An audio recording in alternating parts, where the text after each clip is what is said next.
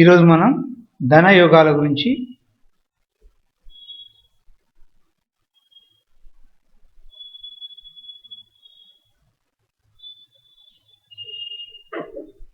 తెలుసుకోవడానికి ప్రయత్నిద్దాం. ఇది మన దేశంలో అత్యున్నత ధనవంతుడి యొక్క జాతకం. ఈ జాతకం మనం గమనించినప్పుడు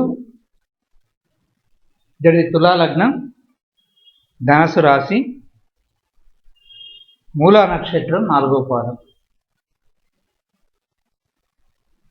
సహజంగా ధన యోగాలను పరిశీలించేటప్పుడు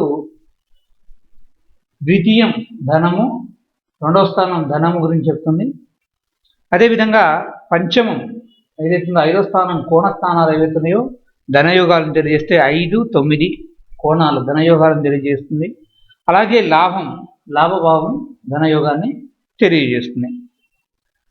ఈ ధన యోగము అంటే ఇంతకుముందు చెప్పుకున్నాము, గ్రహజం, భావజం, రాశిజం.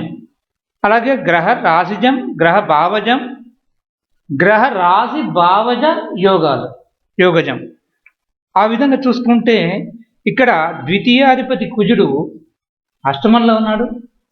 అష్టమ సప్తమాధిపతులు ఇద్దరు కూడా పరివర్తన యోగం చెందారు. సరిగ్గా సప్తమం ఏం చెప్తుంది? సప్తమం క్రయ విక్రయాలను తెలియజేస్తుంది. క్రయ విక్రయాలు, కొనుగోళ్ళు, అమ్మకాలు. సప్తమం క్రయ విక్రయాల్ని తెలియజేస్తుంది. 7వ స్థానం.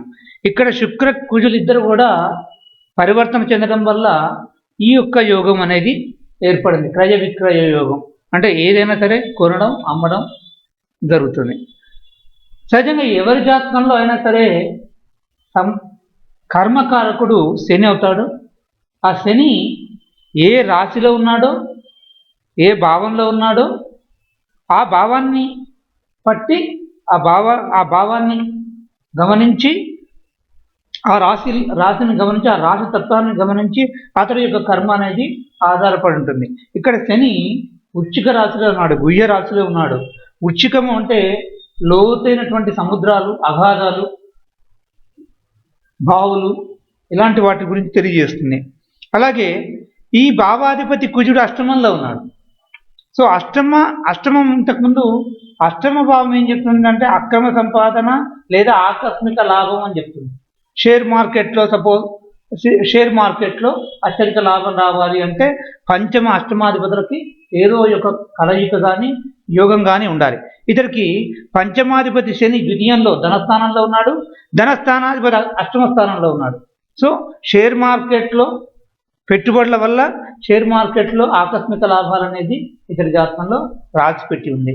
అలాగే శని గుహ్య రాశిలో ఉన్నాడు కాబట్టి బావులు, చెరువులు లేదా శని గ్యాస్ వాయుతత్వకారకుడు కాబట్టి వాయువులు అంటే చమురు బావులు ఇలాంటి వాటికి సంకేతంగా శనిని ఉద్దేశించవచ్చు. కాబట్టి చమురు బావుల వల్ల, గ్యాస్ బావుల వల్ల కూడా ఇతని ధన సంపాదన అనేది ఉంటుందని తెలియజేస్తుంది.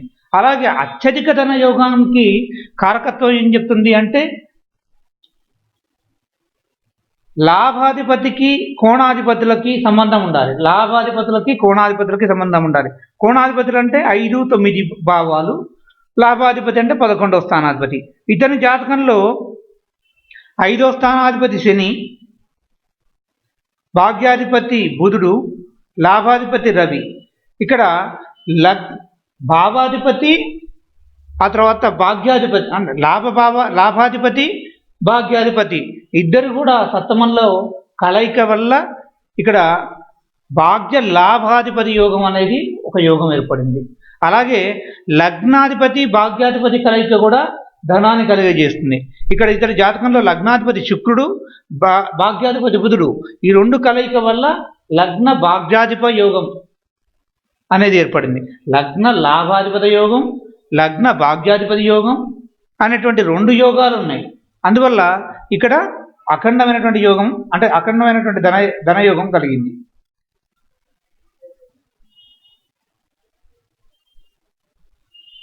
అఖండ ధనయోగం అనేది కలగడం జరిగింది. అలాగే జాతకం మనం పరిశీలించినట్టయితే జాతకం లోపల రవి ఈ మొత్తం ఉన్నటువంటి గ్రహాలన్నింటిలో కూడా ధార్మిక్ సైన్లు అంటే ధర్మరాశులు ఏవి ఉన్నాయి? మేషం, సింహం, ధనస్సు. ఈ ధనస్సు రాశుల్లో గ్రహాలన్నీ కూడా ఆల్మోస్ట్ అన్ని గ్రహాలు కూడా ఉన్నాయి. అలాగే అర్ధరాశుల్లో కుజుడు ఉన్నాడు. ఈ కుజుడు ధనాధిపతి అయి అర్ధరాశుల్లో ఉన్నాడు. ఉండి శుక్రుడు యొక్క పరివర్తన యోగం ఉంది.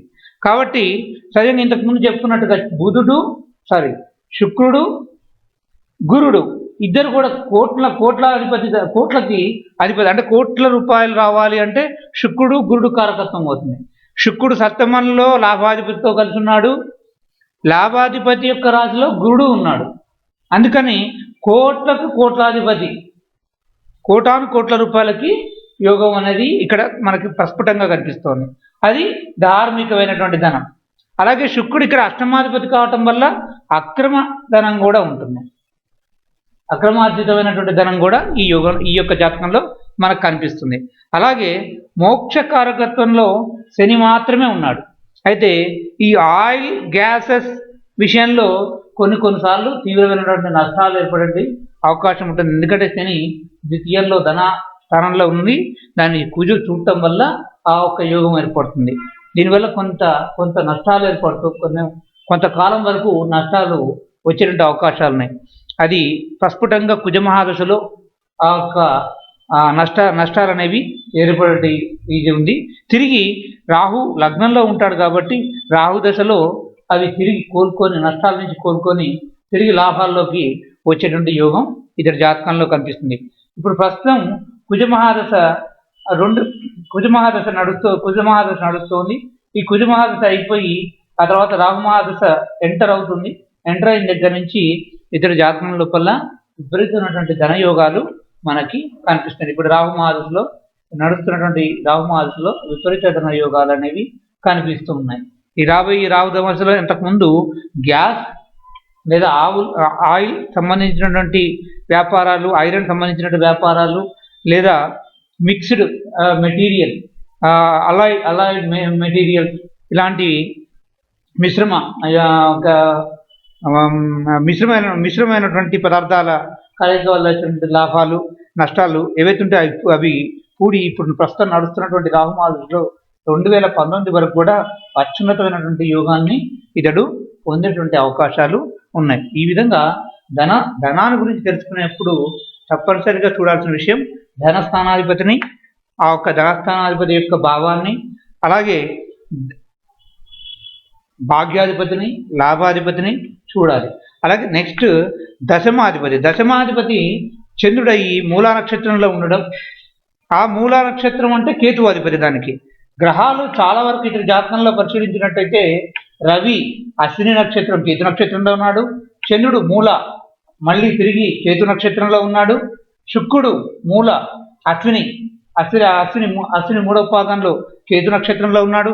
ఆ కేతుతో కూడున్నాడు కాబట్టి ఇతడు దేశ విదేశాల్లో కూడా వ్యాపారం చేసేటువంటి అవకాశాలు ఉన్నాయి. స్వదేశంలోనే కాకుండా విదేశాలకు కూడా వ్యాపారం చేసేటువంటి యోగం ఆ ఒక్క కేతు యొక్క కలయిక వల్ల ఏర్పడింది. ఈ విధంగా మనం ఒక జాతకంలో ధనయోగాల్ని తెలుసుకునేటువంటి అవకాశాలు ఉన్నాయి. నెక్స్ట్ ఇంకొక ధనయోగ జాతకం గురించి నేను ఉదాహరణ చెప్తాను.